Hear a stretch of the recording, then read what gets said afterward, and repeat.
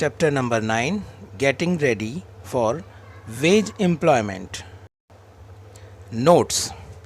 Employment Exchange, इसे अगर हम क्वेश्चन की फॉर्म में रखें तो हमारा क्वेश्चन बनेगा What do you mean by employment exchange? यानी employment exchange क्या होता है.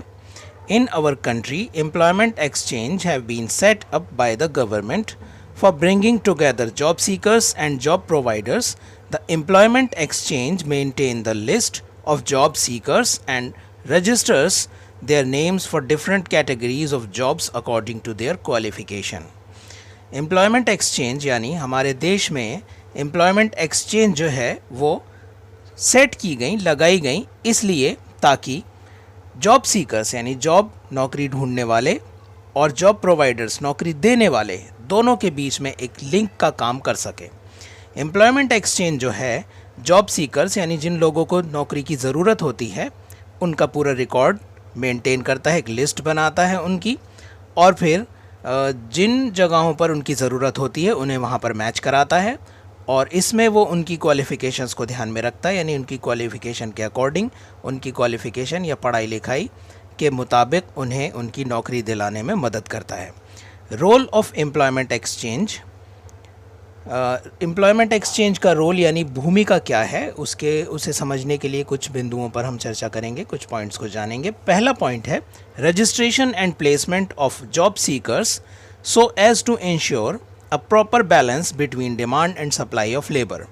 सबसे पहला रोल या कार्य जो है एम्प्लॉयमेंट एक्सचेंज का वो ये है कि एम्प्लॉयमेंट एक्सचेंज रजिस्ट्रेशन करता है जॉब सीकर्स का, यानी जॉब पाने की इच्छा रखने वाले लोगों का रजिस्ट्रेशन करता है और फिर उन्हें उनका प्लेसमेंट करता है, यानी नौकरी दिलवाता है उन जगहों पर जहां उनकी ज़रूरत है. कुछ इस तरह के जॉब सीकर्स और जॉब प्रोवाइडर्स, इन दोनों के बीच में जो सप्लाई और डिमांड का रिलेशन है, यानी सप्लाई जो जॉब देने वाले हैं और डिमांड जिन्हें जॉब की ज़रूरत है, उन दोनों के बीच में बैलेंस बना रहे या उन दोनों की को मैच कराने में वो मदद करते हैं. दूसरा जो पॉइंट है undertake career counselling and vocational guidance. इसके अलावा एम्प्लॉयमेंट एक्सचेंज काउंसलिंग भी करता है, यानी किसको कैसी नौकरी करनी चाहिए या किसको कैसी नौकरी की कौन किस नौकरी के लिए सूटेबल है ये बताने में मदद करता है, काउंसलिंग इसे कहते हैं. और उन्हें वोकेशनल गाइडेंस भी देता है. जिन नौकरियों में थोड़ी बहुत ट्रेनिंग की ज़रूरत होती है वो ट्रेनिंग भी एम्प्लॉयमेंट एक्सचेंजेस प्रोवाइड कराते हैं. तीसरा पॉइंट है arrange disbursement of unemployment allowance to certain specific categories of job seekers. Job seekers की कुछ कैटेगरीज ऐसी होती हैं जहां पर अगर उन्हें वो नौकरी दे पाने में कुछ समय तक या जितने भी समय तक नौकरी दे पाने में अगर ये असमर्थ हैं जो एम्प्लॉयमेंट एक्सचेंजेस हैं, तो उन्हें महीने का कुछ अलाउंस यानी कुछ धनराशि उनको अपना गुजारा चलाने के लिए भी ये देते हैं. तो ये इनके 3 रोल थे. आगे बढ़ते हैं. Procedure of registration in employment exchange. Employment exchange में रजिस्ट्रेशन का प्रोसीजर क्या है, तो इसके प्रोसीजर को समझने के लिए भी हमारे सामने कुछ बिंदु हैं, उन पर चर्चा करेंगे. पहला पॉइंट है a candidate can visit any employment exchange during specified hours on only working days. कोई भी कैंडिडेट यानी कोई भी वो उम्मीदवार जिसे नौकरी की तलाश है वो एम्प्लॉयमेंट एक्सचेंज में जो उसके खुलने और बंद होने का समय है उसके बीच में जाकर अपना रजिस्ट्रेशन कराएगा, या उससे पहले अपना रजिस्ट्रेशन वहाँ पर कराना होता है वर्किंग डेज़ के अंदर, यानी छुट्टी ना हो और ऑफिस का टाइम हो उस दौरान. दूसरा पॉइंट है certain documents have to be enclosed with the card such as proof of age, photocopies of educational qualifications and experience. इसके साथ उससे कुछ डॉक्यूमेंट्स, कुछ कागजात लेकर जाने होते हैं, जैसे उसके पास अगर कोई आई कार्ड है अपना, या अपनी एज का प्रूफ और अपनी एजुकेशनल क्वालिफिकेशन यानी पढ़ाई लिखाई की जो भी उसके डॉक्यूमेंट्स हैं, सर्टिफिकेट्स हैं, उनकी फ़ोटोकॉपी, और अगर उसने कहीं पर काम किया है तो उसका एक्सपीरियंस सर्टिफिकेट. ये सारी चीज़ें उसको अपने कार्ड के साथ वहाँ रजिस्ट्रेशन में इनक्लोज करनी पड़ती हैं, लगानी पड़ती हैं.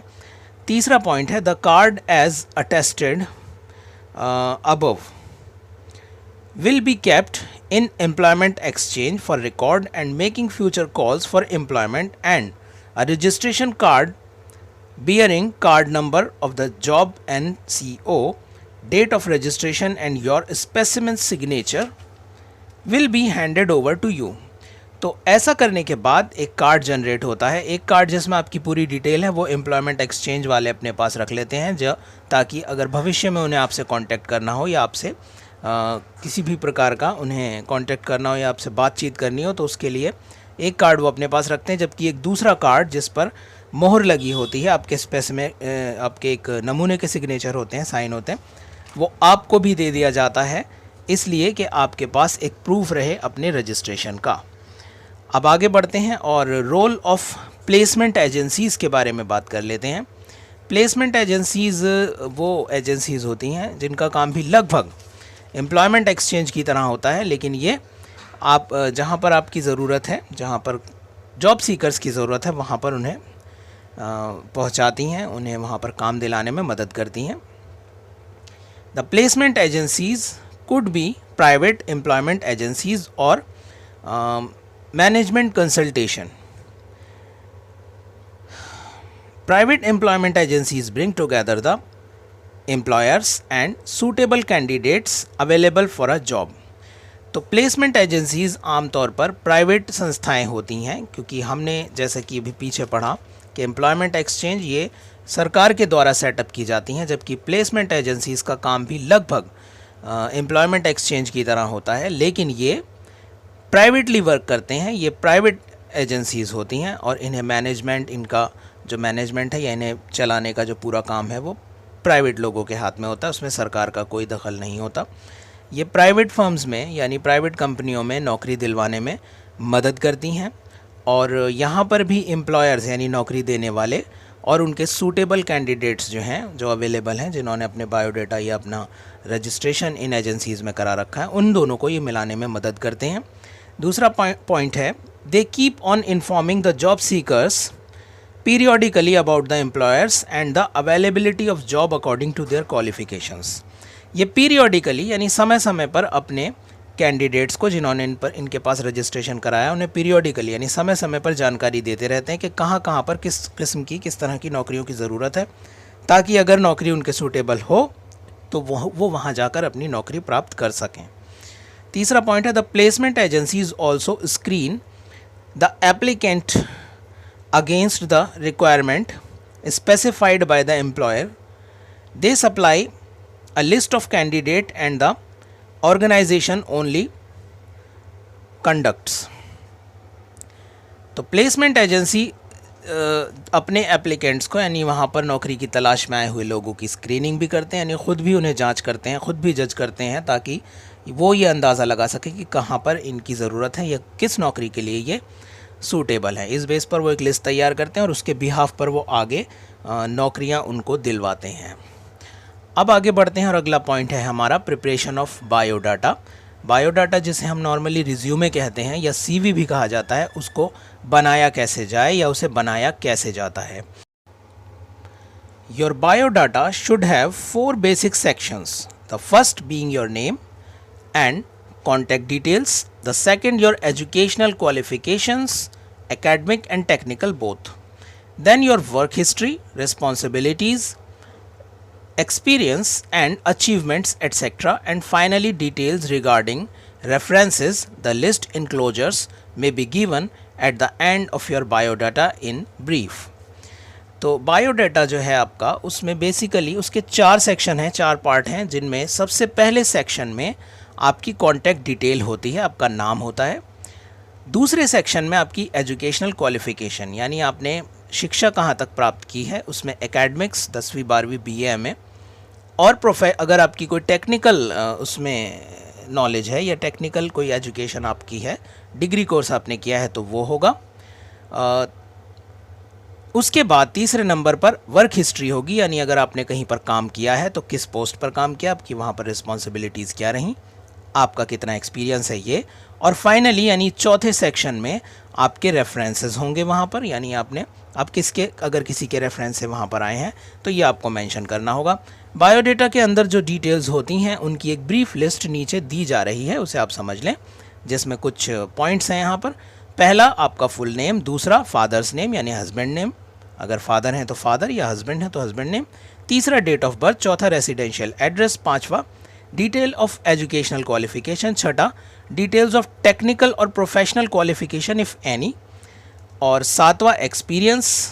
आठवां नेम ऑफ रेफरेंसेस। नवा लाइफ ऑफ एनक्लोजर्स। 10वां signature of candidate.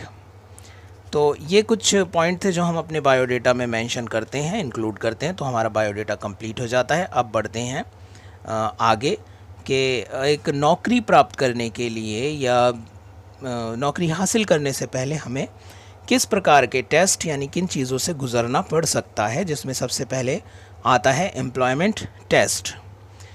The selection for your employment usually held in form or of written test, physical fitness and interview. Let us learn about these tests in details. पहले number पर जो test आता है वो है written test, यानी ये लिखित में होता है। Most of the organisations particularly in government sections or government sector conduct written test for the selection of candidate. This test may be conducted to test the subject knowledge of general aptitude of the candidate.